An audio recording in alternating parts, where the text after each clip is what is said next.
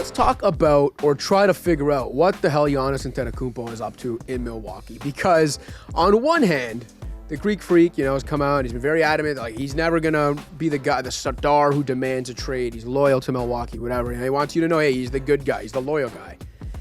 Simultaneously, he, over the last couple of weeks, has started to say things and do things that, to my eyes anyway, and maybe I'm just reading way too much into it, makes it feel like he's trying to either get the team and the fan base to turn on him, or he's trying to convince the public that the fan, like Milwaukee's turning on him, or it's just like become a toxic environment. Like, that's how I view it. So that maybe then when he inevitably does have to end up asking for a trade and go back on his word, or just when he is moved, he comes out smelling like roses and it's like, hey, well, look at the situation I described to you. Like, I had to get out of there. Am I reading too much into this, or is that the long game Giannis is playing here? I kind of see it the same way, and I wonder how much the Bucks front office is just sitting there saying, we wonder how far he's willing to go to look like the bad guy.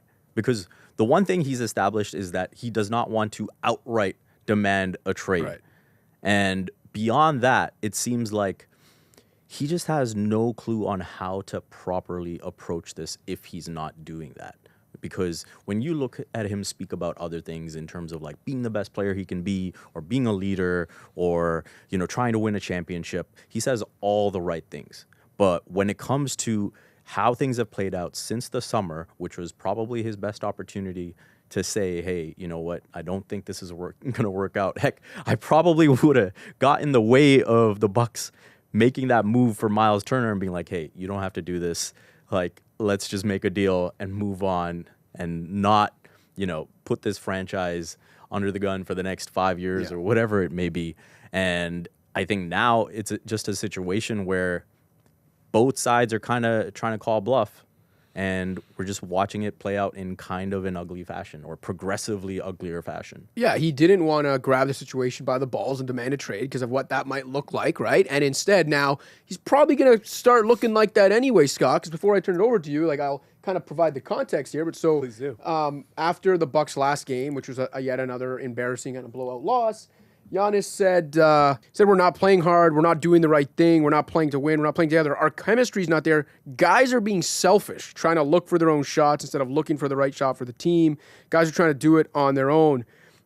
Later says, I'm not the guy that will yell and cuss his teammate out and demand the ball. I've never done that in my career, but I feel like I've played with teammates that kind of understand the gravity that I can cause for our team. And now I can create for teammates and for myself how I can help the team be more successful. Essentially, like, hey, like I'm not going to, again, but that classic Giannis. I'm not the guy who demands the ball, but I'm going to tell you after about how my teammates don't know how to get me the ball, or they should have got the ball. Just like back in the day, I'm not going to ever be the guy who demands my coach put me on Kawhi Leonard or put me on a star player or whatever, because that's not who I am. But it's like, well, you're a superstar in this league and you are a top X whatever player in this league. Maybe sometimes you do have to be that guy, and you can't come out after all the time and in hindsight try to like change the narrative.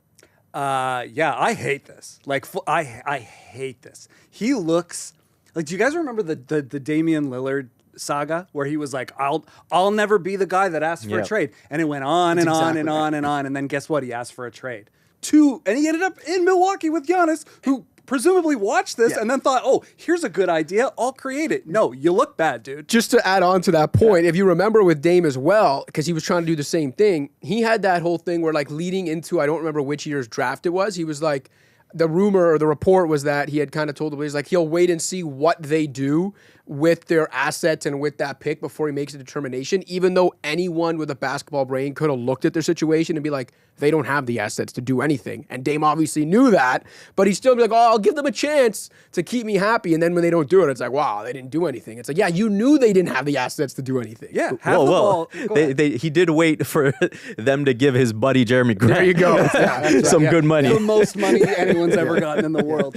Yeah, you look bad, dude. Have some balls. Honestly, truly. Like, if you want to be out, be out. Don't hang around all day or all year doing these press conferences where you call other people selfish. Yeah. Other people are selfish. The guys on the team are selfish. You're not selfish. What are you talking about, dude? Yeah, one more thing in the quote was, maybe for some reason, I don't understand. Maybe because we're young, maybe because we're not playing well, maybe because guys think it's their turn. They want to carry the team on their back and try to turn this around. I don't really get it. I really don't. Like, he's completely throwing his teammates under the bus. Maybe it's because you're not doing it and you're not leading them. Like, if you're genuinely like, I love it in Milwaukee, Milwaukee means something to me, the Bucks mean something to me, then you fight for this. You come out after the games and you say, listen, we don't have the most talent, but we're fighting for this. We're a growing team. We work on this. You do not come out after the game and be like, well, I did my job. Yeah. I don't know what the hell those guys were doing, but I did my job. Like, it's like, just ask for a trade, dude. We're sick of Or ask for the ball. He's ball. saying, yeah, I'm not the guy who's going to demand for the ball, but these young kids, they don't know what they're doing. They don't want to give me the ball. Well, then ask for the ball. You're Giannis Antetokounmpo. That's the biggest thing. That's what we've always known Giannis as, right? And so when he's getting asked a question about, hey, how did you only take 11 shots in this game?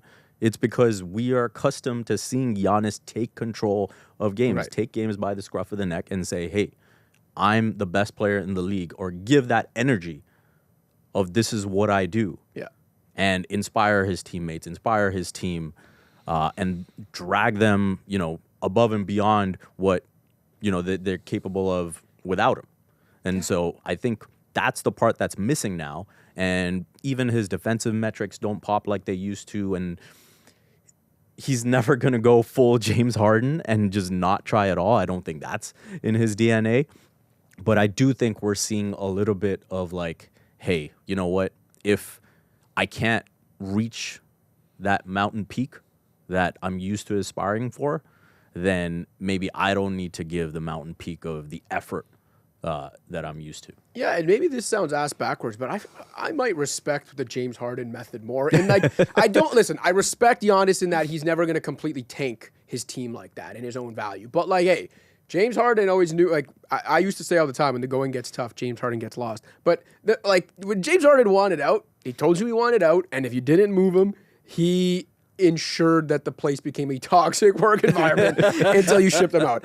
And there's a part of me that almost like respects that more than what Giannis is doing, where like he is creating that toxic work environment while trying to tell you it's everyone else creating it. And also, hey, I'm here for the long haul. I'm loyal. The quote that I think perfectly captures how he is acting in a way that is not his natural self, simply to change the narrative and so that he doesn't look like the bad guy, or to try to like paint this picture that the team is turning on him, the fans are turning on him, was a quote he had last week. And we can pull it up. I know we've got the graphic for it, but we can compare how Giannis Antetokounmpo responded to Milwaukee's home fans booing the team in a really shitty night in 2024, when he essentially said, hey, shit, I'd boo myself too. Like, that's what happens when you don't play hard in front of, paying customers. To just 2 years later, when they booed him, didn't boo him, booed the team. He comes out and says, when people don't believe in me, I don't tend to be with them. I tend to be against them. I've never been a part of something like that before, and I don't think it's fair. One, you've definitely been a part of that before. We've got quotes to prove that you were part of it before, and you said the fans had the right to do that. Two, you're smart enough to know it was definitely fair. This, by the way, this quote happened after a game in which the Bucks got blown out by 30+ at home to the Edwards-less Wolves, okay? I think no Randall too, right? You might be right about that. Yeah, like it was embarrassing. And Giannis knows they had every right to boo, as per his comments 2 years ago. He knows it's fair. He's also smart enough to know, like, he's saying this stuff about, when people are against me, I tend to be against them. He's smart enough to know they weren't booing him. Fans in Milwaukee cherish Giannis. They respect and appreciate what he's done for that franchise, bringing them their first title in half a century. They're not booing him individually, and he knows that. They're booing the team because they're getting their asses kicked at 30+ at home to a team missing its two best players. So for him to have the audacity after the game to come out and try to paint it like they were booing him individually, like they're against me, so I'm against them, and that's why I was booing him back, like, get the hell out of here. Just ask for a trade and get it over with. See, exactly. Here's the thing. And the other point that I just wanted to touch on is, like, it's not 1995. Like, you can request a trade, dude. Like, It doesn't, you know what I mean? Like the only reason you wouldn't request a trade, presumably, is because you don't want to let these fans down that you've built this big, relationship with. It's like, you won a title. Everybody asks for a trade. Like, there's no big free agency in the NBA anymore. Yeah. Big players just hit the point where they want to trade. They get traded. Like, it's not that big of a deal. Like, just ask for the trade, dude. No one will hold it against him. Yes, exactly. It's like, you know what they will hold against you? This shit. This bullshit. Yeah, like if you're gonna drag this down and drag this on and on and on with all this, like it's not me, it's the rest of the team. Oh, I can't believe you guys aren't booing. That's not fair. Also fair. What are we talking about, dude? It's like, you know what's annoying? This. Yeah. The longer this goes on, like Great content though. this is gonna go. Listen, as a Thank you, Giannis. director of social here, thank you for that. But like, the longer this goes on, the more annoying it's going to be. You're going to push this into next summer. We're going to do this until July, August. Lord forbid it goes into next season. Like, when is enough enough? And I just think like that is far more damaging doing this to your fan base than just being like, listen, guys, we had a great time. We won a championship. Time's up. That's how sports works.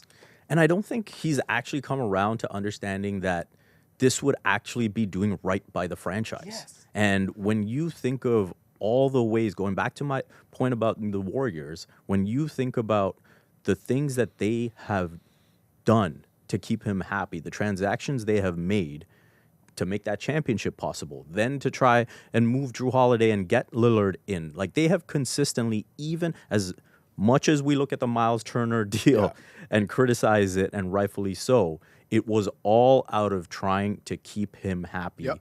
And if at any point he had reached a point where he could clearly see that this roster is not capable of competing for a championship, which is something that he has made very clear that he wants to do, it would have benefited the franchise and himself to just come out and say it. And not just making those trades to make Giannis happy, but at the expense of as an organization, their future and what their post-Giannis thing will look like. Because they understood that, like, hey, having a guy like Giannis is a once-in-a-lifetime thing, especially in a market like Milwaukee, and we're trying to maximize it. And yeah, we might we might rush to judgment sometimes, and we might act haphazardly, but it's all in an attempt to keep him happy, to keep him here, because we understand that without him, like, none of this exists, right? And he is just kind of off on his own doing whatever the hell he's doing now. I think the big, the focal point and the tipping point of this whole situation is going to come when, he's extension eligible, I believe, this summer. Yep. The deal that he's eligible for at the maximum level, I don't remember the specifics. Is it 275 or for whatever it is? I've said for a long time that as great as Giannis is, he's at a point in his career where he's, in his 30s now. His durability has waned the last few years. He is a guy who relies on athleticism. He's not a shooter. We talked about how, defense is still good, but it slipped. I don't think that the money at the highest level will be there universally the way people assume it would for Giannis at this stage of his career. And that's why I think the tipping point for this relationship is going to be if the Bucks actually come correct and give him every penny he is potentially entitled to. Does Giannis want out enough to actually say no to that deal? Because I am not convinced the money will be there around the. I'm not saying he's not going to get a lot of money, but that what the maximum eligible he's available that is available to him for every team, I don't think is going to be there. And so, dude, if the Bucks offer it, which I think they will, because he's worth it to Milwaukee, right? Because again, their future's in shambles. Better to have him. At least it gives you like a floor than to not have him. At that point, is he really going to say no to the money? And that's when we'll find out what's going to happen. Because if he says no to that extension, with the Bucks offering the maximum they can, at that point we know a trade's coming.